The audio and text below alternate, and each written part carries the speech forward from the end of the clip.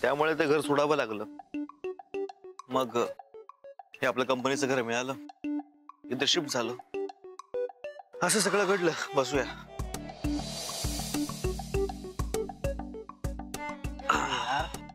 इथे एवढं सगळं घडलं आणि तुम्हाला काहीच सांगितलं नाही. अरे तू तिकडे ट्रेनिंग मध्ये होतास आणि तू तिकडनं काही करू पण शकला नसता.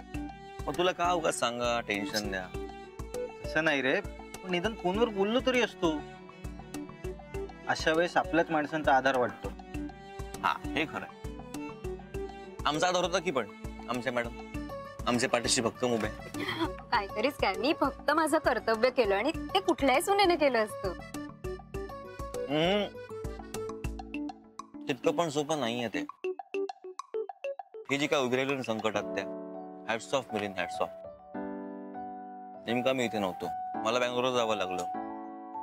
तिथे कामात गोंधळ झाला म्हणून थांबावं लागलं. मी तिथेच होतो आणि इथे हे लोक एकटेच होते.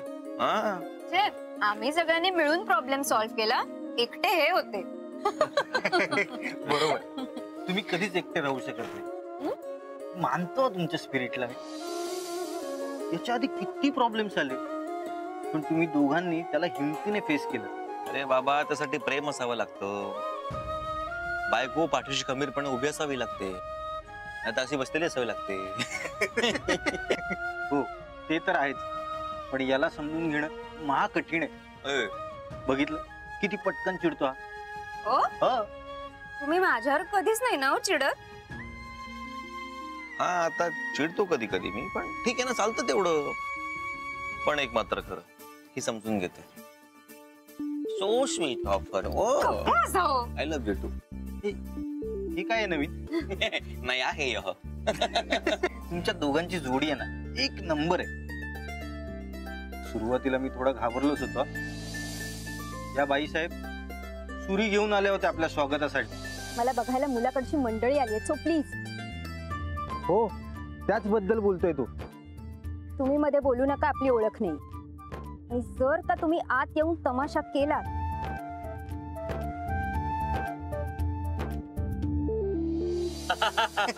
आठवत आहे ना तुला? अरे मी विसरूच शकत नाही ते. आजही घाबरतो मी ते आठवलं की. अरे आजही हिने डोळे वटारले ना की मी घाबरतो. अलीकडे नवीन सुरू झालंय. या बोलत काहीच नाही, फक्त रडतात आणि बघतात. हो, कारण माझ्या आजीने सांगितलं, एक चिडला ना की दुसऱ्याने गप्प बसायचं. जोपर्यंत मला अशी समजूतदार मुलगी मिळत नाही ना, तोपर्यंत मी लग्नच करणार. तुम्ही दोघेही आदर्श आहात माझ्यासाठी. हॅलो, हो काकू, तुम्ही घरातून काय फोन करताय?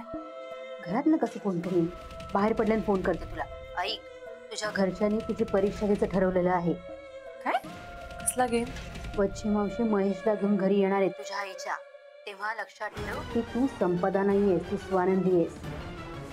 महेशच्या पाया पड, फुल ड्रामा कर.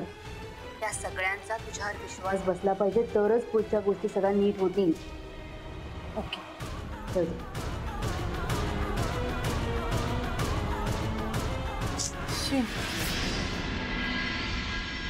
आजी, अगं ती बघा. हा ये.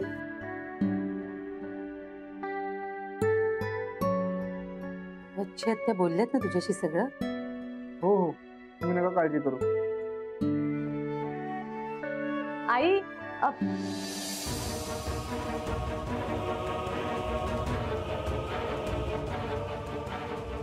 अच्छा, तर सगळं जमलेत माझी परीक्षा घ्यायला. आता दाखवतेच मी. संपदा ये ना, ये. अगं बघ कोण आलंय. महेश. अगं बाई, तो वसंताला भेटायला आलाय. हो, मला पण महेशला भेटायचं होतं.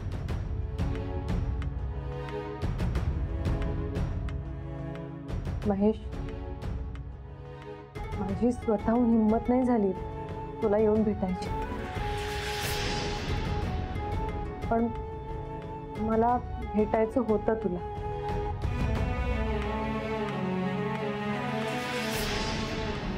काय? हो,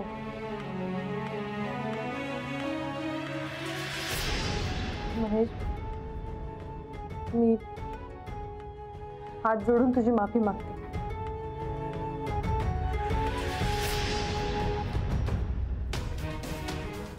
हवं तर मी आई बाबांसमोर माफी मागू का?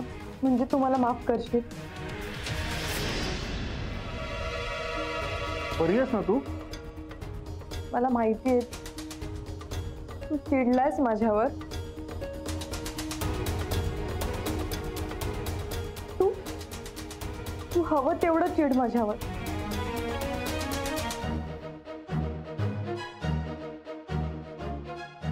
पण प्लीज मला माफ कर.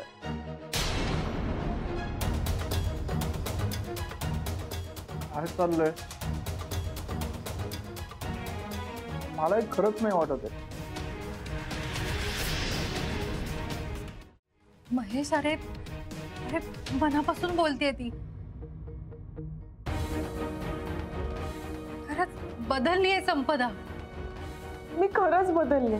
तू हवं तर सगळ्यांना विचार. बाबांना विचार. बाबा, त्या दिवशी मी तुम्हाला सांगितलं होतं ना की आजी स्वतःहून हिंमत नाही होणार महेशशी बोलायची. मी त्याचा इतका अपमान केलाय की नाही जाऊ शकत त्याच्यासमोर. बोलले होते ना मी तुम्हाला.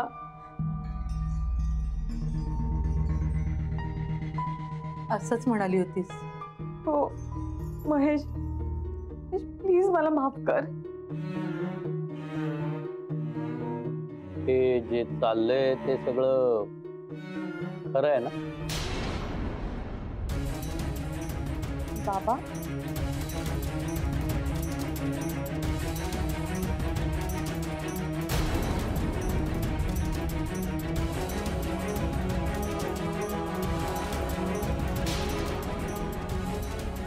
त्या बच्ची आत्ता का संशयाने बघता? म्हणजे माझा ड्रामा कमी पडतोय की काय? माझ्यावर कोणाचाच विश्वास नाहीये का?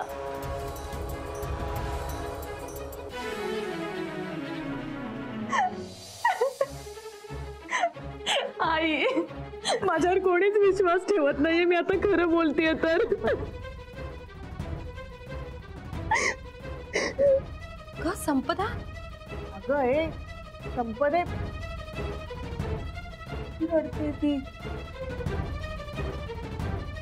इतकं जीव तोडून सांगते ती बिचारी. उगीच हात जोडले का तिने? महेश, महेश, मी कुठल्या तोंडाने माफी मागू तुझी? मी तुला तुझ्या घरच्यांना खूप त्रास दिला. सासूबाई आजारी असताना मी हळदी कुंकवाला गेले. त्यांनीच सगळा स्वयंपाक केला. हे सगळं आठवलं ना खूप त्रास होतो रे मला. मला लाज वाटते माझी. पण मी पुन्हा कधीच अशी चूक करणार नाही. खरंच प्रॉमिस. माझ्यावर कधीतरी प्रेम केलेस ना, तेव्हा ठेवलाच विश्वास. आता माझ्या म्हणण्यावर पुन्हा एकदा विश्वास ठेव प्लीज. आणि प्लीज रडू नको. डोळे पुस पहिले. तू आधी सांग मला माफ केलं म्हणून.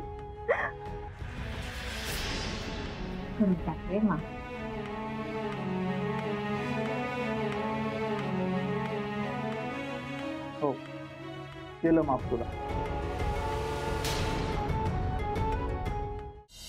मूर्ख आहेत सगळे. पुन्हा अडकले माझ्या जाळ्यात. काय ग, बोलत नाहीस? लाजतेस की काय?